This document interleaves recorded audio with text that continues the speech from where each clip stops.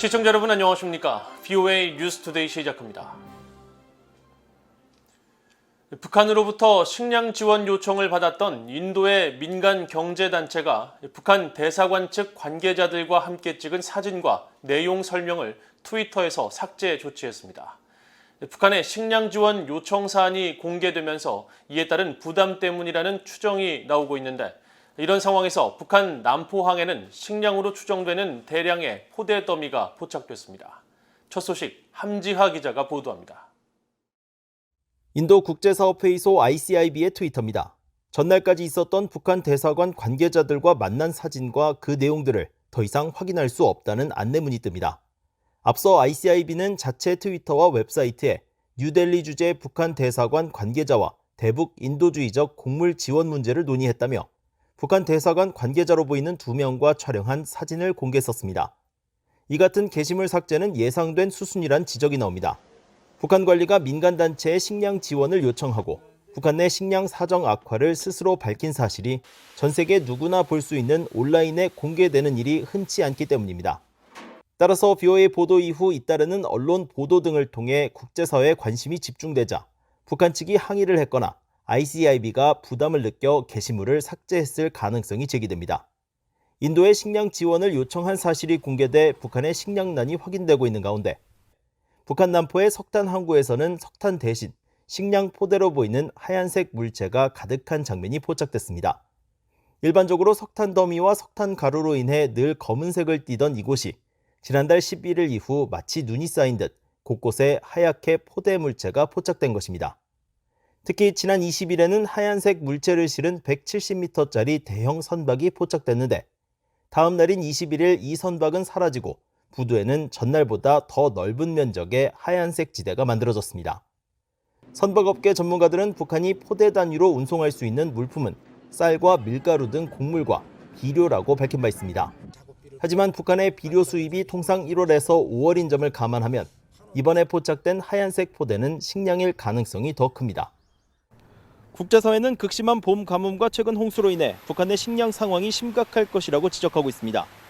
따라서 이번 남포항에서 포착된 정황들은 북한이 선박을 이용해 대대적인 식량 공수에 나선 것인지 주목됩니다. VOA 뉴스 함지하입니다. 최근 종료된 미한 연합훈련인 을지 프리덤 실드 훈련은 미한 양국군의 협력과 준비 태세에 매우 중요하다고 미국 국방부 대변인이 밝혔습니다. 패트릭 라이더 국방부 대변인은 31일 정례 브리핑에서 최근 종료된 을지 프리덤 실드 훈련과 관련해 이번 훈련은 우리 군이 긴밀히 협력할 수 있고 필요할 경우 한국과 영내 동맹국들이 함께 싸우고 방어할 준비가 돼 있다는 점에서 여전히 중요하다고 강조했습니다. 이어 을지 프리덤 실드 훈련은 미한 양국의 연합 방위 태세 향상을 위해 고안된 11일간의 컴퓨터 기반 모의 방위 지향 훈련이라면서 한반도와 동북아시아, 한국의 안보와 안정성을 강화하고 준비 태세를 강화하는 데 도움이 된다고 설명했습니다. 라이더 대변인은 또 최근 러시아와 중국이 연합훈련을 진행하고 한국의 방공식별구역 카디즈를 침범하는 데 대한 입장을 묻는 질문에 모든 국가는 군사훈련을 수행할 권리가 있다면서도 그들이 세계의 여러 지역에서 야기하는 불안정성을 고려할 때 그것은 확실히 주시해야 할 것이라면서 지켜볼 것이라고 말했습니다. 캐서린 힉스 미국 국방부 부장관이 북한을 미국이 직면한 영내 위협 중 하나로 지목하면서 이 같은 도전에 맞서기 위해서는 기술 혁신이 중요하다고 강조했습니다. 힉스 부장관은 지난달 31일 미국 콜로라도 주립대에서 열린 국방부 산하 국방고등연구계획국 다르파의 대학 순회 컨퍼런스 연설에서 중국과 러시아, 이란, 폭력적 극단주의 단체와 함께 북한이 지속적인 영내 위협을 가하고 있다고 지적했습니다. 그러면서 이 같은 적의 위협과 도전에 맞서기 위해서는 기술 혁신이 중요하다면서 다르파는 미국의 국가 안보 분야의 과학기술 혁신을 추진하고 있고 이 같은 기술 혁신이 인도태평양에 분포된 미군을 위한 잠재적 게임 체인저가 될 것이라고 강조했습니다. 국방고등연구계획국 다르파는 1958년에 창설된 미군 관련 연구개발기관으로 방산업체와 연구기관 등과 함께 다양한 군사 관련 기술 개발에 관여해왔으며 인터넷과 컴퓨터를 비롯해 드론과 음성인식 기술 등 대부분의 최첨단 기술이 다르파의 연구에서 시작된 것으로 알려져 있습니다. 미국과 한국, 일본의 안보 수장들이 1일 미국 하와이에서 만나 중요 현안들을 다룹니다.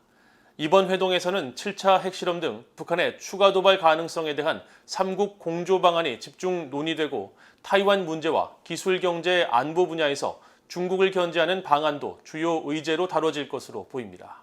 박형주 기자가 보도합니다. 1일 미국 하와이 인도태평양 사령부에서 열리는 미한일 3자 안보수장 회동은 지난해 4월 워싱턴 회의 이후 1년 4개월 만이며 한국에서는 윤석열 정부 출범 이후 처음 참여하는 회동입니다. 전직 고위 당국자들은 북한의 7차 핵실험 가능성과 함께 4년여 만에 재개된 미한 연합훈련을 비난한 북한이 무력 도발을 벌일 가능성이 제기되는 상황인 만큼 3국 안보수장들은 대북 공조에 집중할 것으로 예상했습니다. The North Korea issue at any trilateral meeting with Washington, Tokyo, and Seoul is always going to be the top agenda item. And I would suspect that the three parties are going to focus on their coordination as they await the possibility of a next North Korean nuclear test. 또 한국은 윤석열 정부가 제안한 대북 로드맵 담대한 구상을 구체적으로 설명하고 미국과 일본에 적극적인 협력을 요청할 것으로 전망됐습니다. I think it's in order to make progress dealing with North Korea, it will require everyone's effort. And so I'm sure that the South Korean government hopes to obtain the understanding and support of the United States and Japan by providing this briefing on their intentions. 타이완 해협의 평화와 안정을 비롯한 사실상 중국 문제도 3국이 논의할 주요 현안으로 거론됩니다.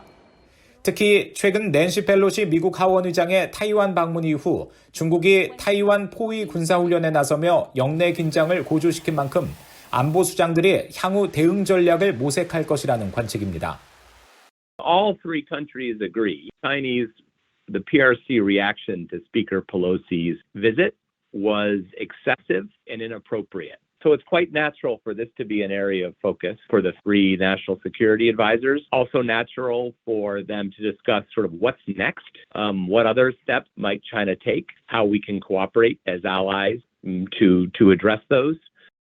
이른바 기술 경제 안보 영역도 미한일 3국의 공동 관심사입니다. 특히 바이든 행정부가 공급망과 반도체 등 첨단 기술 분야에서 마음이 같은 동맹 파트너와 협력을 강화하기 위해 추진하는 인도태평양 경제 프레임워크 IPEF, 반도체 공급망 협의체 칩4와 관련해 한국과 일본의 역할을 구체화하는 방안도 협의할 것으로 보입니다. 한국 측에선 미국의 인플레이션 감축법으로 인해 한국산 전기 자동차가 보조금 대상에서 제외된 문제를 짚고 넘어간다는 계획입니다. 이와 관련해 로버트 랩슨 전 주한 미 대사대리는 양측이 사안의 민감성을 감안해 조용한 협의를 통해 진전 방안을 모색하려는 것 같다며 이 문제는 제이크 설리번 보좌관과 김성한 한국 국가안보실장 간 양자 회동에서 다뤄질 수 있다고 전망했습니다. VOA 뉴스 박형주입니다.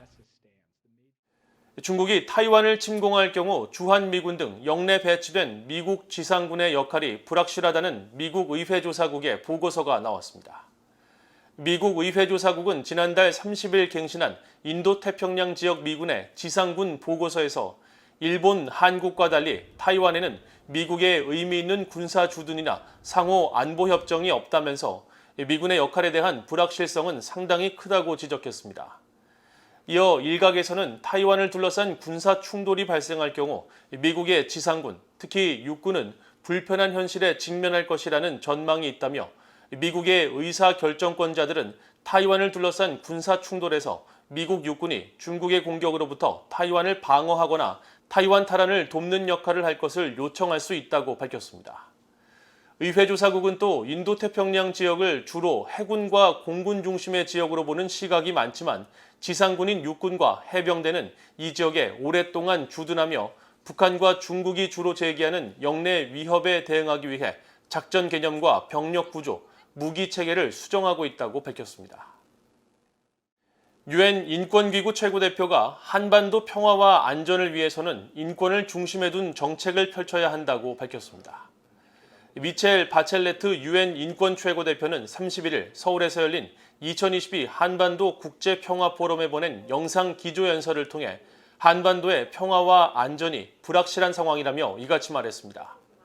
바첼레트 대표는 특히 북한은 주민들의 목소리가 공공정책에 반영되지 않고 국가 권력 자원은 주민들의 필요와 열망에 부합하지 않는다면서 북한은 현재 국제사회에서 그 어느 때보다 고립돼 있다고 지적했습니다.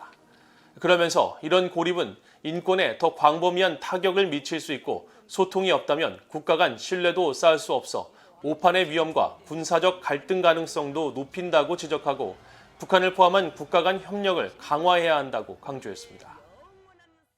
이상으로 BOA 뉴스투데이를 모두 마칩니다. 시청해주신 여러분 고맙습니다.